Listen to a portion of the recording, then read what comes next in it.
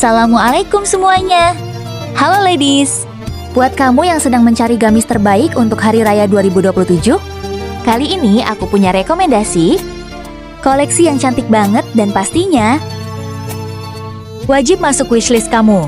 Selamat datang di koleksi Raya 对甲来97 Koleksi yang dirancang untuk kamu yang ingin tampil cantik maksimal, anggun, dan mewah di setiap detailnya. Koleksi kali ini bukan sekadar gamis biasa. Ini merupakan koleksi tertinggi dengan pilihan bahan terbaru dan terbaik, yang dipersiapkan khusus untuk menemani momen Hari Raya kamu agar semakin istimewa dan tidak terlupakan. Dari pertama kali melihatnya saja sudah terlihat kesan elegan dan mewah. Detail bahan dan desainnya dibuat dengan sangat cantik, sehingga ketika dikenakan bisa memberikan tampilan yang lebih anggun dan berkelas.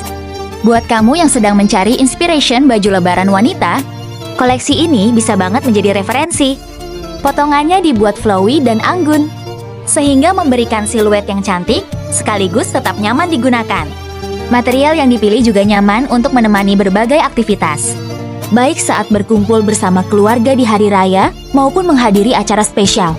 Gamis seperti ini juga cocok banget dipakai untuk kondangan, acara keluarga, pengajian, silaturahmi, atau berbagai momen spesial lainnya. Tersedia berbagai pilihan size, jadi kamu bisa memilih ukuran yang paling sesuai dengan kebutuhan. Sebelum membeli, pastikan cek detail ukuran pada masing-masing produk agar mendapatkan ukuran yang pas dan nyaman. Bayangkan saat hari raya nanti, mengenakan gamis cantik dengan bahan pilihan, potongan yang flowy, dan detail yang mewah. Tentunya bisa membuat penampilan semakin percaya diri dan membuat momen Lebaran terasa semakin spesial. Dan buat kamu yang penasaran dengan harga gamis lainnya, jangan khawatir karena masih banyak pilihan model yang bisa kamu lihat. Caranya juga sangat mudah. Klik lihat produk untuk melihat berbagai pilihan gamis lainnya. Cek harga, detail produk, pilihan size, dan informasi pemesanannya.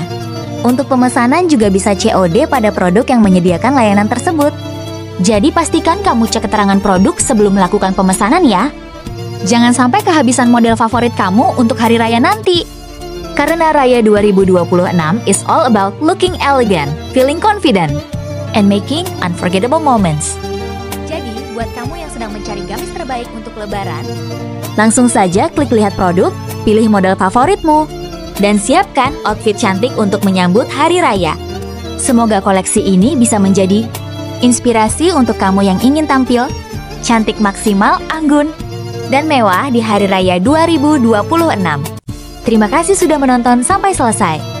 Jangan lupa like, subscribe, dan aktifkan loncengnya supaya tidak ketinggalan koleksi fashion muslimah dan inspirasi gamis terbaru lainnya.